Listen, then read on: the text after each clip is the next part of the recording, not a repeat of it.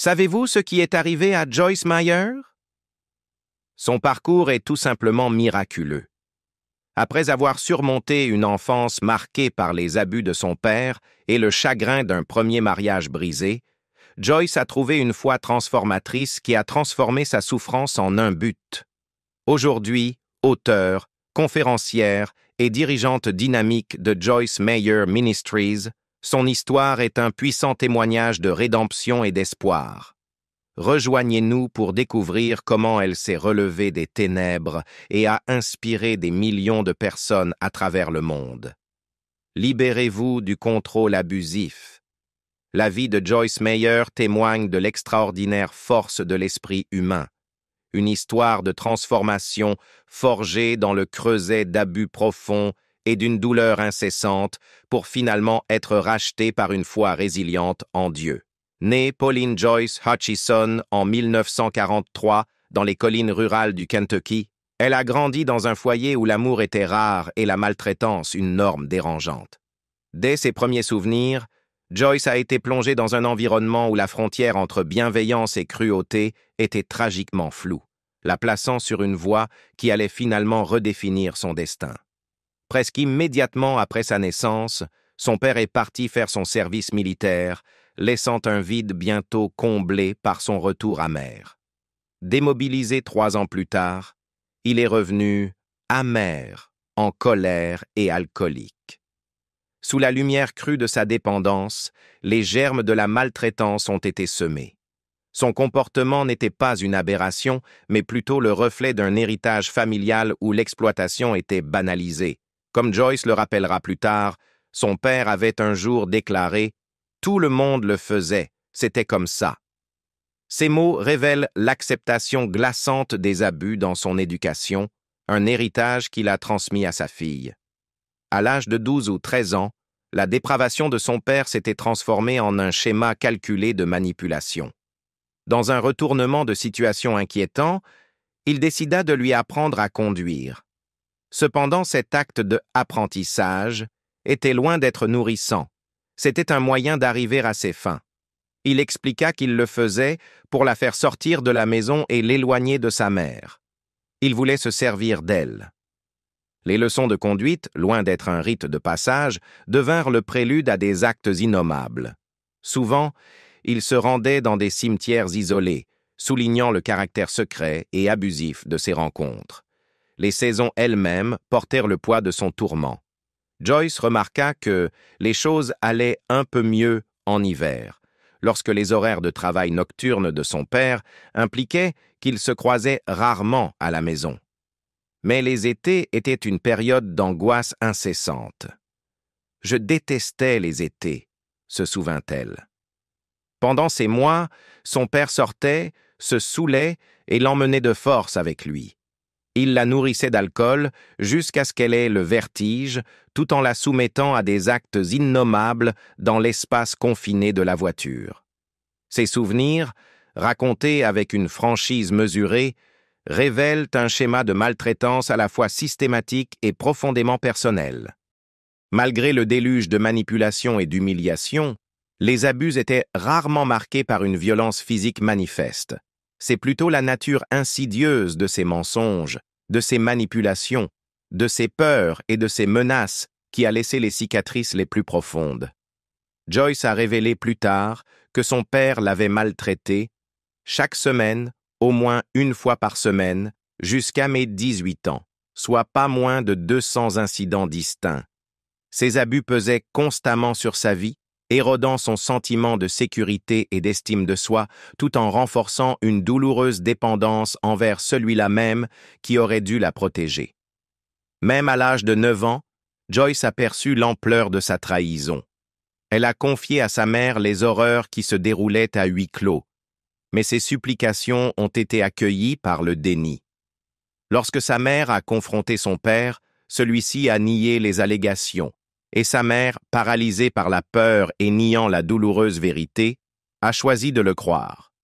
Un souvenir qui a hanté Joyce est celui où, à l'âge de 14 ans, sa mère est rentrée plus tôt d'une virée shopping et l'a trouvée avec son père.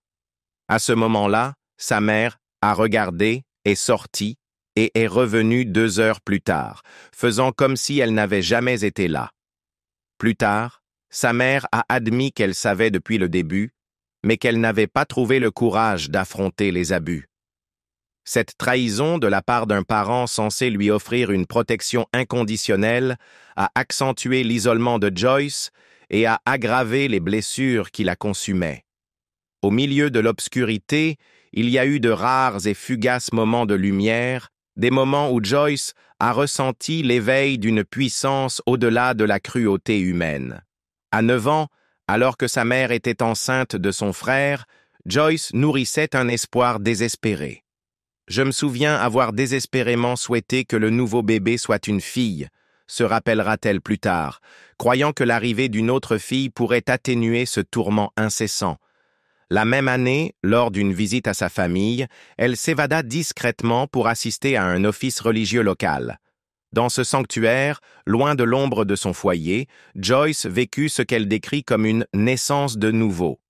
Elle se sentit purifiée, comme si elle avait reçu un bain intérieur, un rare moment de réconfort spirituel qui, l'espace d'un instant, lui offrit une lueur d'espoir dans un monde enlisé dans la douleur.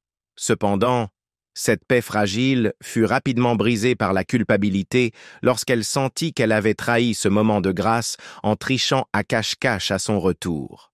« Je pensais avoir perdu Jésus », se lamenta-t-elle, exprimant le profond sentiment de perte et de trahison qui marqua son premier cheminement spirituel. Ce désir d'au-delà de sa sombre réalité s'étendit à une fascination plus vaste pour le mystique et l'inconnu. Dès son enfance, Joyce était attirée par les mystères de la perception extrasensorielle, la science-fiction, les films d'horreur et les arts ésotériques. Elle se sentit inexplicablement attirée par l'atmosphère festive des stands de diseuses de bonne aventure, des tirages de tarot et des boules de cristal, chacune constituant une étape hésitante vers la compréhension de forces qui la dépassaient. Ses premières explorations, bien qu'apparemment disparates, étaient ses tentatives inconscientes de reprendre le contrôle d'une vie où elle avait été dépossédée de tout pouvoir. À ces quêtes mystiques s'ajoutait une pointe de défiance. Elle volait souvent, à peu près tout ce qui lui tombait sous la main, y compris des objets dont elle n'avait même pas besoin. Dans un souvenir poignant, elle raconta avoir volé une paire de lunettes chez une amie et l'avoir cachée sous une pierre. Un acte de rébellion modeste, mais puissant contre un monde qui l'avait constamment dépossédé de tout pouvoir. À 13 ans, Joyce avait franchi une nouvelle étape importante vers l'indépendance. Consciente que dépendre de sa famille était risqué, elle commença à travailler dans des magasins et des restaurants locaux à Saint-Louis. Cette incursion précoce dans le monde du travail était plus qu'un moyen de gagner de l'argent. C'était une déclaration d'autonomie et un effort déterminé pour se forger une existence libérée des griffes de son passé. Son travail lui procurait non seulement une indépendance financière, mais aussi un semblant de contrôle, un contrepoids essentiel au chaos et à l'exploitation qui avait marqué sa vie familiale. Malgré le déluge incessant d'abus et de trahison, l'esprit de Joyce Meyer n'était pas irrémédiablement brisé. Au contraire, le creuset de son enfance est devenu le fondement sur lequel elle a bâti un ministère qui allait finalement toucher des millions de personnes à travers le monde.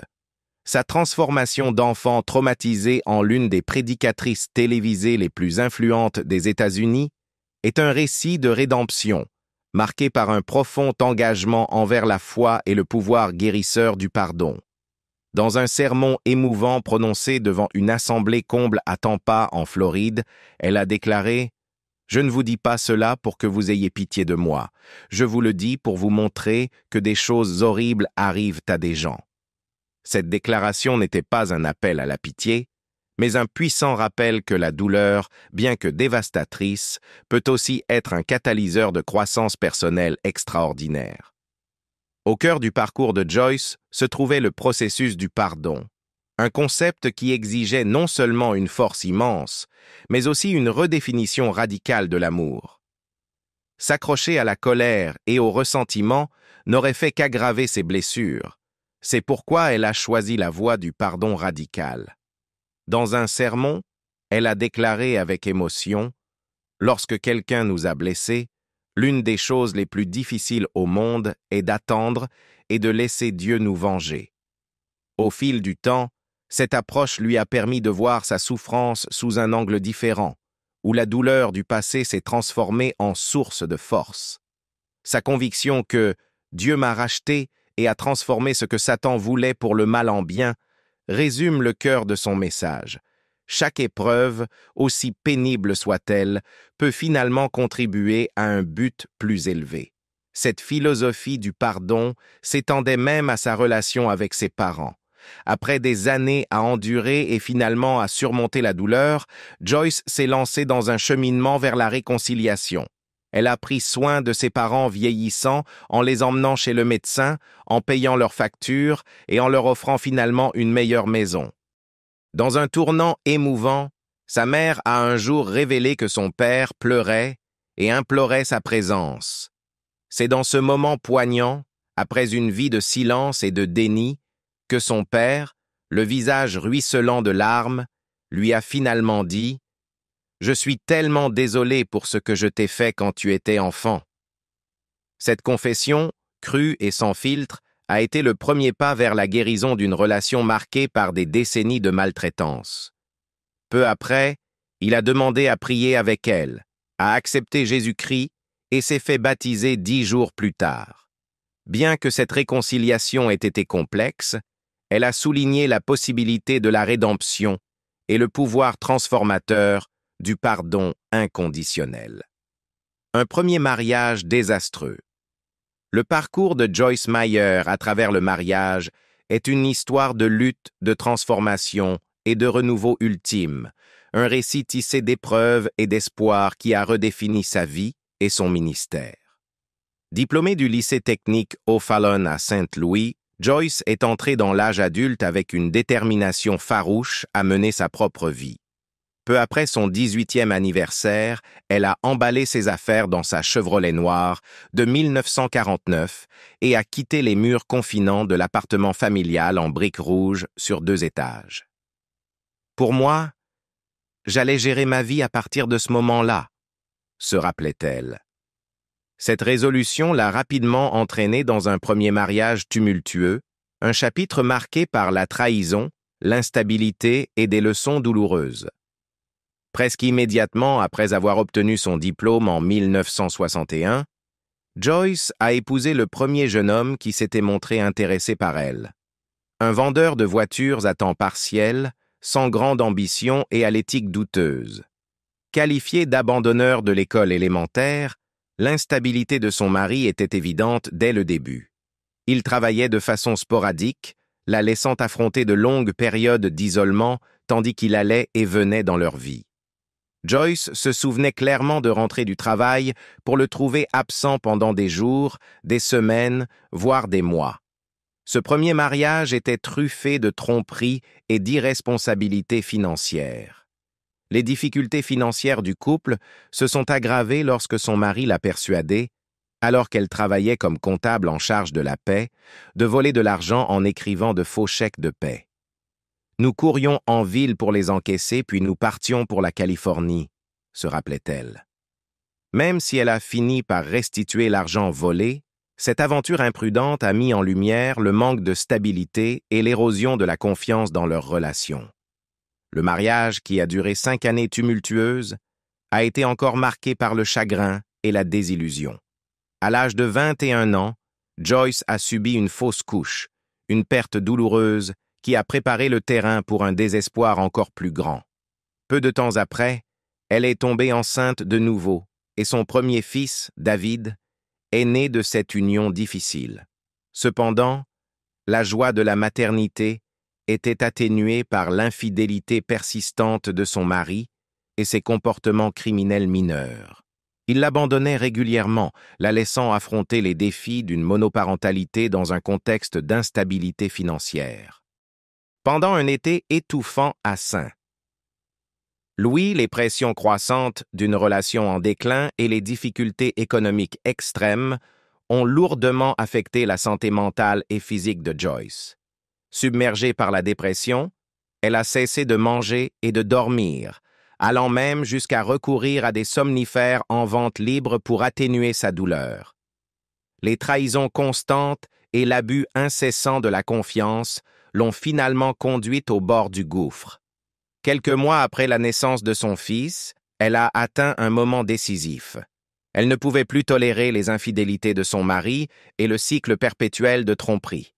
N'ayant rien d'autre que les vêtements qu'elle portait, son bébé et quelques effets personnels, elle a quitté le foyer, laissant derrière elle une vie devenue synonyme de désespoir. Abandonnée et effectivement sans domicile, Joyce a connu la trahison de manière encore plus concrète. Une fois, après un voyage à Albuquerque pour un travail de chauffeur rémunéré, son mari ne l'a tout simplement pas rejointe. Bloquée sans voiture ni argent, elle a dû compter sur la bonté d'étrangers. Le frère d'une amie à Saint. Louis lui a même envoyé suffisamment d'argent pour acheter un billet de bus. Malgré ces dures réalités, ses instincts de survie et son esprit infatigable lui ont permis d'aller de l'avant, même en luttant pour subvenir à ses besoins et ceux de son enfant. Au cœur de ces années difficiles, Joyce s'est tournée vers les bars locaux et des relations éphémères en quête d'une distraction face à sa douleur. Dans ses propres mots, elle se rappelait « Cher Dieu, s'il te plaît, laisse-moi être heureuse. Un jour. » Bien que ces nuits n'offrent qu'une échappatoire temporaire, elles ont également mis en lumière son besoin désespéré de stabilité et d'amour véritable. Un besoin qui serait finalement comblé de manière inattendue. Ses tourments intérieurs et son désir de changement ont préparé le terrain pour ce qui allait devenir un tournant dans sa vie. Alors qu'elle luttait contre la négativité écrasante de ses premières années d'adulte, la résilience innée et la foi de Joyce ont commencé à s'éveiller, même si ce n'était que dans de tranquilles moments d'introspection. Malgré les cicatrices laissées par son premier mariage, elle s'est accrochée à l'espoir qu'une vie meilleure était possible, une conviction qui serait bientôt confirmée par une rencontre divine. La rencontre qui a tout changé. À la fin de l'année 1966, quelques mois seulement après son divorce, la vie de Joyce prit un tournant inattendu. Un jour, alors qu'elle lavait la voiture de sa mère devant la maison de ses parents, elle rencontra Dave Meyer, un dessinateur en ingénierie et un chrétien né de nouveau, rempli d'esprit. Dave priait pour une épouse, une partenaire qui avait besoin d'aide et qui était prête à embrasser l'amour de Dieu. La rencontre pouvait paraître fortuite, mais elle portait la marque indubitable d'une intervention divine. L'approche de Dave était simple, mais elle changea sa vie. En passant, il lui demanda « Quand tu laves cette voiture, aimerais-tu laver la mienne ?» Bien que la première réaction de Joyce fût empreinte de scepticisme et accompagnée d'une réplique cinglante, « Mon vieux, si tu veux que ta voiture soit lavée, lave-la toi-même. » Il y avait quelque chose dans la sincérité de Dave qui résonnait en elle. Sa détermination et sa foi inébranlable le convainquirent que leur rencontre n'était pas une coïncidence, mais bien une disposition divine. Plus tard, Joyce décrivit cette rencontre comme divine, un signe clair que Dieu avait enfin commencé à changer le cours de sa vie. Au cours des quelques rendez-vous suivants, 3, 4 ou peut-être 5, un lien indéniable se développa entre eux. Dans un retournement du destin, Dave demanda bientôt sa main en mariage. La nuit de sa demande, Joyce fut submergée par un mélange d'émotions. Elle se surprit même à vouloir rentrer chez elle rapidement pour éviter la présence perturbatrice de son père. « Je n'arrêtais pas d'essayer de rentrer avant mon père », se rappelait-elle, évoquant avec force les ombres persistantes de son passé tourmenté. Épouser Dave marqua pour Joyce un nouveau départ, l'opportunité de redéfinir sa vie selon ses propres termes. Même si elle entrait dans le mariage avec le lourd bagage de son passé, la gentillesse de Dave et son engagement constant lui offraient un aperçu de l'avenir dont elle avait longtemps prié. Comme elle le rappelait souvent, elle avait jadis aspiré à un partenaire qui l'emmènerait à l'église et l'aiderait à parcourir le chemin spirituel qui avait toujours fait partie de sa vie. Cependant, les débuts de leur union ne furent pas exempts de défis. Avec un bébé en bas âge déjà à ses côtés, Joyce luttait contre une négativité persistante, un vestige des abus et des trahisons qui avaient autrefois dominé sa vie. Dans un échange mémorable, seulement 3 semaines après leur mariage, Dave la regarda et demanda « Qu'est-ce qui ne va pas chez toi ?» Interrogé pour obtenir une explication, Joyce admit « Eh bien, si tu ne t'attends à rien de bon, alors tu ne seras pas déçu quand il n'arrivera rien. » Cette conversation franche s'avéra déterminante, la forçant à affronter ses propres doutes et à commencer à adopter une vision plus positive. L'influence de Dave a progressivement aidé Joyce à se défaire du pessimisme profondément enraciné qui la retenait depuis si longtemps. Son soutien inébranlable et l'affirmation quotidienne simple « Quelque chose de bien va m'arriver aujourd'hui. Amen » devinrent un mantra qui transforma sa vision de la vie. Chaque jour qui passait, Joyce apprenait peu à peu à faire confiance à la promesse d'un avenir meilleur. Cette transformation ne fut pas immédiate, mais elle jeta les bases d'un éveil spirituel plus profond qui allait finalement redéfinir toute son existence. Un chemin progressif vers le renouveau spirituel. En février 1976, alors qu'elle se rendait au travail, submergée par la frustration et le désespoir, Joyce Meyer fit une rencontre spirituelle qui changea sa vie. Alors que des larmes coulaient sur son visage, elle cria à Dieu et entendit distinctement sa voix l'appeler par son nom. À partir de ce moment, j'ai su avec certitude que Dieu allait agir, se rappelait-elle par la suite. Ce même jour, après un rendez-vous dans un salon de beauté, elle rentra chez elle en se sentant pleine d'amour liquide.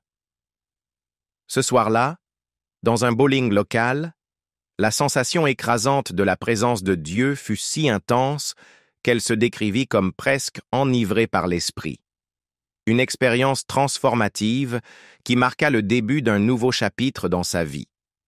Suite à cette rencontre profonde, la foi de Joyce s'approfondit considérablement. Avec son mari Dave, elle s'impliqua de plus en plus dans sa communauté ecclésiale. Au début, ils faisaient partie de l'église luthérienne Our Savior à Saint-Louis, mais bientôt le couple passa à Life Christian Church, une petite congrégation interconfessionnelle de 30 membres située dans le sud du comté qui peinait à se maintenir. Leur engagement mutuel envers la foi et l'un envers l'autre a permis de transformer non seulement leur vie personnelle, mais a également stimulé une croissance significative au sein de l'Église. Cette période représentait une évolution progressive, passant d'un passé marqué par le chaos et la négligence à un avenir défini par le sens, l'amour et l'épanouissement spirituel. Peu de temps après avoir rejoint Life Christian, Joyce commença à organiser des études bibliques pour femmes chez elle. Ces réunions intimes débordèrent rapidement de son salon et furent déplacées dans un modeste bâtiment d'église. Lorsque la congrégation déménagea plus tard dans une épicerie IGA reconvertie du sud du comté, ses cours du jeudi matin fleurirent, attirant finalement jusqu'à 500 femmes de toute la métropole. Le pasteur Shelton se souvenait « Des femmes venaient de toute la métropole », soulignant à la fois l'influence grandissante de Joyce et la soif de nourrissement spirituel de la communauté. En 1983, le rôle de Joyce au sein de l'Église s'était considérablement élargi. Elle commença à remplacer le pasteur Shelton à la chaire et se joignit à lui pour une émission radio quotidienne de 15 minutes sur l'ancienne station chrétienne WCBW. Son don naturel pour l'enseignement l'amena à animer son propre programme, et bientôt, elle acheta du temps d'antenne sur 6 stations supplémentaires, de Chicago à Kansas City. Cela marqua le début de sa transition, passant d'une enseignante biblique dévouée dans une petite église à une ministre dont la voix atteignait des milliers de personnes au-delà de sa communauté locale. Durant son passage à Life Christian, Joyce s'aventura dans un chapitre de ministère peu conventionnel. Inspirée par un livre sur la libération des personnes des démons, qu'elle considérait comme une révélation divine, elle lança ce qu'elle appela plus tard un ministère de délivrance. Une grande partie de ce travail se déroula au domicile familial sur Codornies Lane, à Fenton. Dans une série d'enregistrements audio intitulée « Comment combattre le diable et gagner », elle se rappelait. Je crois que toute personne dans un rayon de 10 miles qui avait un démon venait frapper à ma porte en demandant la délivrance. Elle décrivait de longues nuits intenses, durant lesquelles Dave et moi chassions les démons, restant éveillés pendant la moitié de la nuit pour affronter des forces de colère, de peur et de violence. Une nuit chaotique dont elle se souvenait très bien. Une femme est venue chez moi, et mon pasteur et moi l'avons littéralement portée sur notre dos à travers toute la maison. Elle a vomi sur chacune de mes serviettes. Elle nous a craché dessus. Rick a dû enlever sa cravate, il a dû retirer ses bijoux. La sueur coulait à flots de nous deux. Bien qu'elle ait plus tard admis que certains pourraient trouver ses actions bizarres, ses premières expériences démontraient sa volonté d'affronter directement les ténèbres spirituelles. Après 5 ans passés à Life Christian Church, Joyce ressentit que son ministère était redirigé par la volonté divine. Dans son livre A Leader in the Making, elle raconta que Dieu lui avait parlé en disant « Prends ton ministère et va vers le nord, le sud, l'est et l'ouest. » Prenant ces paroles à cœur, elle et son mari déposèrent des documents en août 1985 auprès du secrétaire d'État du Missouri pour établir Life in the Word en tant qu'organisation à but non lucratif. Le mois de mai suivant, elle avait obtenu le statut 501 CE3 en tant qu'organisation exonérée d'impôts au niveau fédéral. Le pasteur Shelton déclara par la suite « Si je disais que je m'attendais à quelque chose même vaguement proche de cela, je ne serais pas sincère. Je suis stupéfait par ce qui s'est passé. » Les premières années de Life in the Word furent marquées par les difficultés et la persévérance. Joyce se souvenait avoir peiné pour réunir de l'argent et devoir conduire jusqu'aux conférences avec son mari, devant souvent dormir dans leur voiture sur le parking d'un McDonald's parce qu'ils ne pouvaient pas se permettre une chambre d'hôtel. Nous croyons en Dieu littéralement pour obtenir nos chaussettes et sous-vêtements, disait-elle, un témoignage saisissant de la profondeur de leur foi durant ces années difficiles. Un changement dramatique se produisit au début des années 1990 lorsque Dave vécut un moment décisif. Dans une interview accordée au Post-Dispatch en 1999, il décrivit qu'en 1993, alors qu'il se trouvait dans la salle de bain, Dieu lui ouvrit son cœur et changea la direction du ministère. Je pouvais sentir les douleurs du monde, se souvenait-il, décidant alors que le message de Joyce devait être diffusé à l'international à la télévision. Avec une équipe d'environ 2 douzaines d'employés, ils produisirent une émission de télévision présentant des vidéos de ses conférences en direct. Diffusée initialement sur WGN à Chicago et sur le Black Entertainment Network, le programme s'étendit finalement à environ 600 stations de radio et de télévision, ainsi qu'à 7 réseaux câblés et 7 réseaux satellites au cours des 5 années suivantes.